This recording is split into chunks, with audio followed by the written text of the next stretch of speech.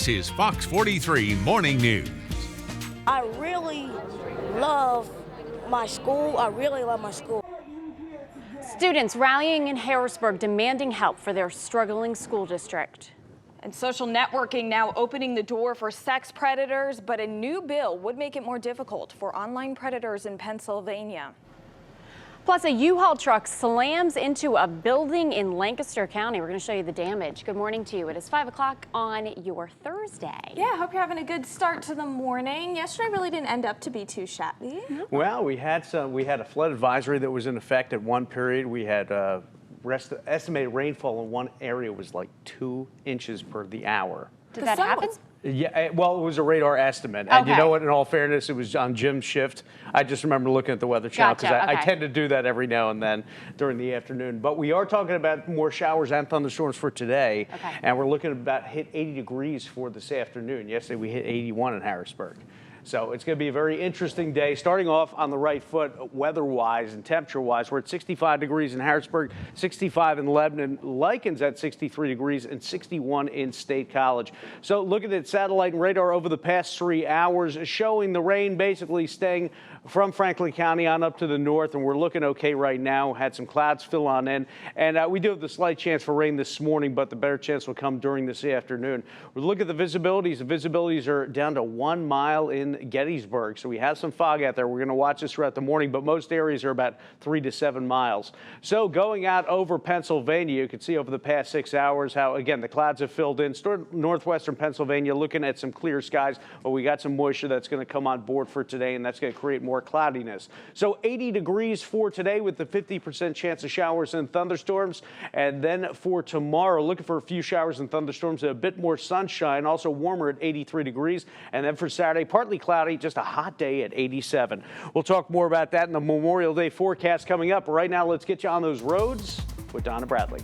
And good morning to you. We do have a pretty good ride around the Capitol Beltway as we take a look at things first around Harrisburg. No problems on 83 heading into the Beltway. Also 81 and 581 looking good.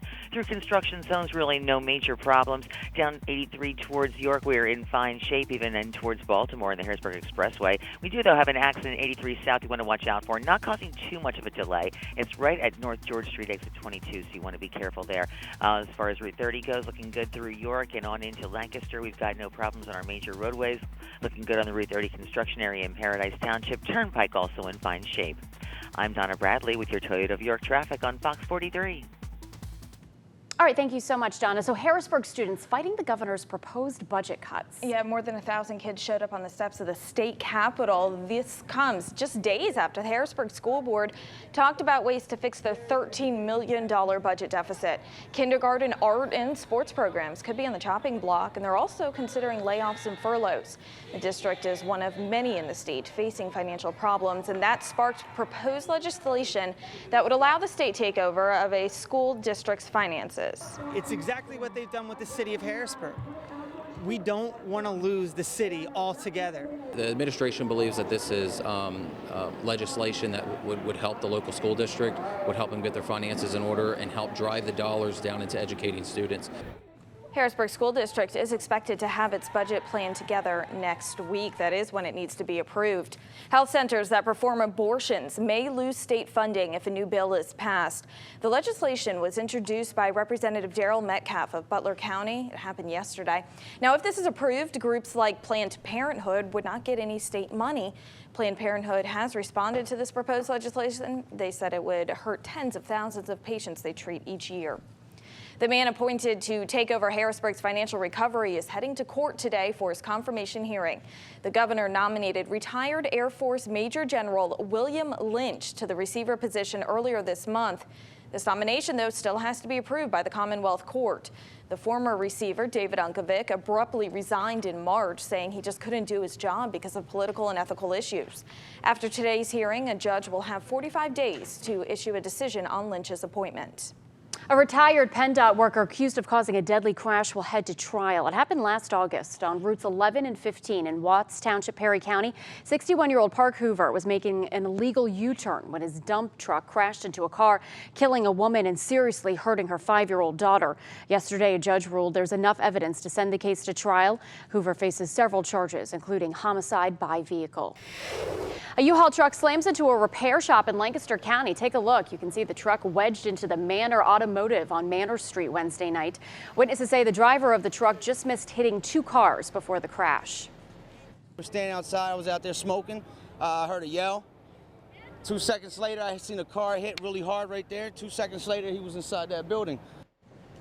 3 people, including the driver, were slightly hurt. And 2 people recovering this morning after another U-Haul crash, this time on I-81 in Cumberland County. It happened just after 9 o'clock Wednesday morning when the U-Haul collided with another truck. It sent the U-Haul airborne into the median. Police in Dauphin County looking for a man who tried to get a young boy into his car. It happened Monday night at the Twin Lakes apartment complex off Union Deposit Road in Lower Paxton Township. Investigators say the 7-year-old was playing outside with other kids when he noticed a man in his 40s or 50s watching them while sitting in a black and gray rusty minivan with a trash bag over the rear window. Officers say the man got the boy's attention by honking his horn, asking him to climb inside the van. The 7-year-old ran away and told his mom. The world of social networking is growing at a much faster rate than anyone can keep up with. But as technology makes communication easier, it's also helping sex offenders track down their victims while still staying under the radar.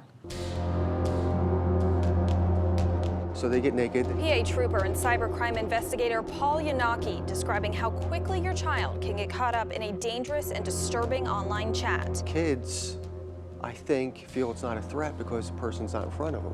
And that's exactly what sex offenders want. What's the kid going to do? Go home to mom and dad and say, you know, I had sex with a grown man? So the relationship continues. The child scared to say anything, yet caught up in something that is bound to scar them for the rest of their lives. He thinks he's going to get in trouble because the bad guy is telling him you're going to get in trouble. The problem lies with the quickly growing world of social media. Though sites like Facebook ban sexual predators, it's still easy for someone to sneak by. There's bad guys on Xbox, PlayStation 3, your phones, your social networking sites. They're all intertwined together now. They're all meshed together. For sex offenders, luring in victims has never been easier. The growing technology has sparked bills across the country that aim to limit or restrict their access to social media. There's simply a big hole, but it's not just Pennsylvania. There's so many other states, and we clearly see there's a pattern here now that so many sex offenders are using the internet. And here in Pennsylvania, State Representative Eugene DePasquale is leading a bill that would put the power in the judge's hands, letting them decide if somebody should be banned from social media. You got to try to make it as difficult as possible for these sick, demented people to lure kids in. One idea is to have state police notify an internet company when someone becomes a convicted sex offender.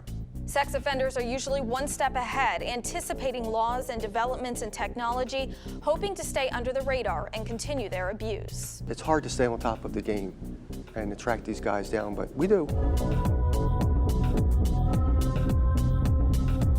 Now, parents can help to protect their children by talking to them about the dangers of online chats. You also want to make sure you know what social networking sites your child likes to use. For more information on internet safety, go to our website, fox43.com. A practical joke at the laundromat goes wrong, really wrong. It's all caught on camera. 2 men put a babysitter and a man actually put a toddler in a washing machine, and then it started spinning. Yeah, and just as shocking, no charges are filed against the pair. We want to know your thoughts about this. Head to our Facebook fan pages this morning to weigh in. Plus, hear why some York County business owners say demolishing this bridge is going to hurt their business. And it's the greatest show on earth, and it's right here in Chocolate Town. I'm Michael Gorsang. We're live at the Giant Center. We'll show you inside the Ringling Brothers and Barnum & Bailey Circus, what you can check out over the next few days. That's coming up.